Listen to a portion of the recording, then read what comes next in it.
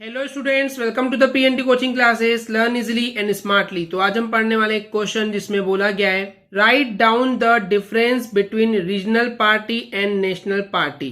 तो इस क्वेश्चन का मतलब है रीजनल पार्टी और नेशनल पार्टी में क्या डिफरेंस है। तो चलिए समझते हैं इसको आंसर से।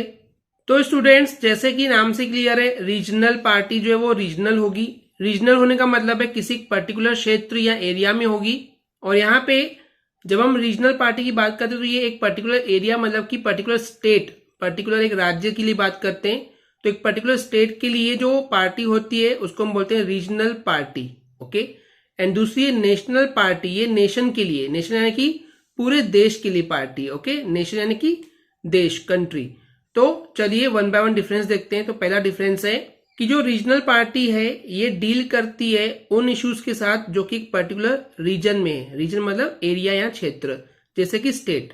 यानी कि अगर एक पर्टिकुलर स्टेट, एक पर्टिकुलर राज्य के लिए जो इश्यूज चल रहे हैं, जो भी प्रॉब्लम्स हो रही है, उनसे कौन डील करता है? उनसे डील करता है रीजनल पार्टी। तो यहाँ पे डील करने से मतलब क्या है कि जो भी उस स्टेट के इश्यूज हैं उनको देखना और उनको सॉल्व करना। तो ये काम होता है रीजनल पार्टी का।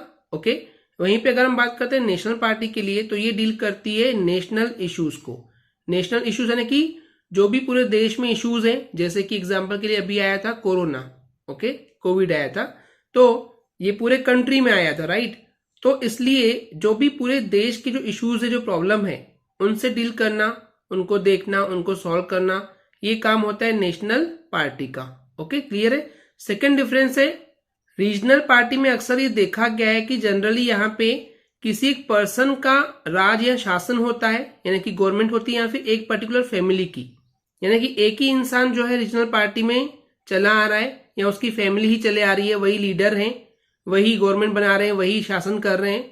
तो इस तरीके से एक पर्टिकुलर फैमिली या एक पर्टिकुलर पर्सन ही जो है वो गवर्नमेंट चलाता है। वहीं पे अगर हम बात करते हैं नेशनल पार्टी के लिए, तो नेशनल पार्टीज में भी हालांकि फैमिलीज में, यानी कि एक ही फैमिली के सारे जो मेंबर्स हैं या उनके जो डिसेंडेंट्स हैं, वंशज है, यानी कि पिता, उसके बाद फिर उसका बेटा, फिर उसके बाद उसका बेटा, उसके बाद फिर उसका बेटा, तो एक फैमिली के मेंबर्स जो है वो लीडर बने होते हैं या फिर गवर्नमेंट चलाते हैं।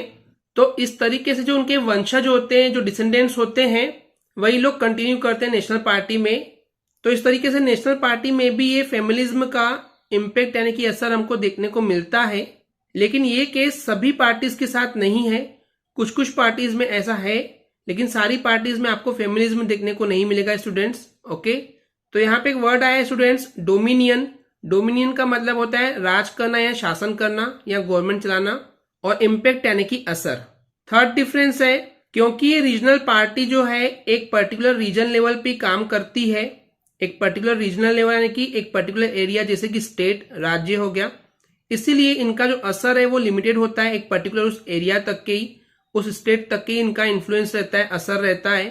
और वहीं पे अगर हम बात करते हैं नेशनल पार्टी के लिए, तो ये क्योंकि पूरे कंट्री के लिए, पूरे देश के लिए काम करती है, इसलिए इसका इन्फ्लुएंस, इसका असर जो है वो पूरे देश पे होता है।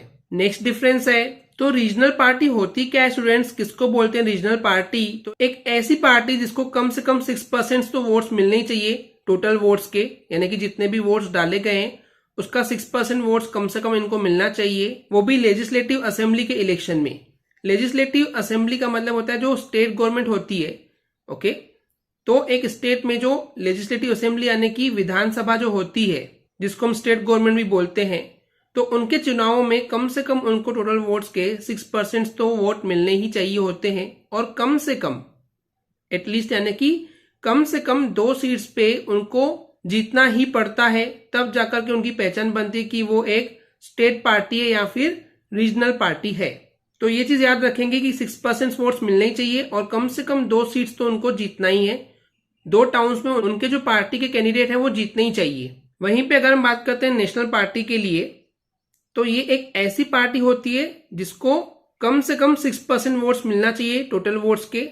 सेम कंडीशन है जैसे कि रीजनल पार्टी में थी, लेकिन यहाँ पे कौन से इलेक्शन की बात कर रहे हैं हम? यहाँ पे बात कर रहे हैं लोकसभा इलेक्शन की। लोकसभा इलेक्शन यानी कि एक ऐसे इलेक्शन स्टूडेंट्स जहां पे वोटिंग के बाद प्राइम मिनिस्टर डिसाइड किया जाता है। ओके। तो इस तरीके से नेशनल पार्टी वो पार्टी होती है जिसको कम से कम 6% वोट्स मिलने चाहिए टोटल वोट्स के लोकसभा इलेक्शन में। या फिर असेंबली इलेक्शन, असेंबली इलेक्शन में जो है उसको हम विधानसभा बोलते हैं, तो वहां पे भी इनको कम से कम 6% वोट मिलने चाहिए। अगर वो एक स्टेट गवर्नमेंट के चुनावों में भी अगर खड़े होते हैं तो वहां पे भी इनको कम से कम 6% वोट्स मिलने ही चाहिए।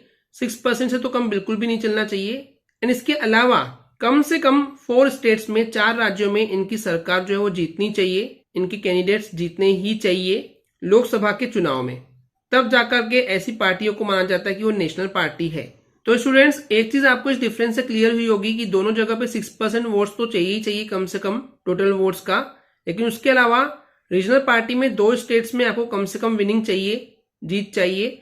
लेकिन वहीं पे नेशनल पार्टी के लिए 4 स्टेट्स में कम से कम आपको जीत दिखाना पड़ेगा, तब जाकर के आप नेशनल पार्टी के रूप में पहचाने जाओगे। ओके स्टूडेंट्स, क्लियर है। तो यहाँ पे 2 टर्म्स और आए स्टूडेंट्स। लेजिस्लेटिव असेंबली यानी कि स्टेट के लिए, एक पर्टिकुलर राज्य के लिए जो इलेक्शन होते हैं, जो गवर्नमेंट बनती है, जिसको विधानसभा बोलते हैं। वहीं पे लोकसभा जो ये पूरे देश के लिए जो काम करती है, ये पर्टिकुलर किसी स्टेट के लिए नहीं होती बल्कि पूरे कंट्री के लिए होती है।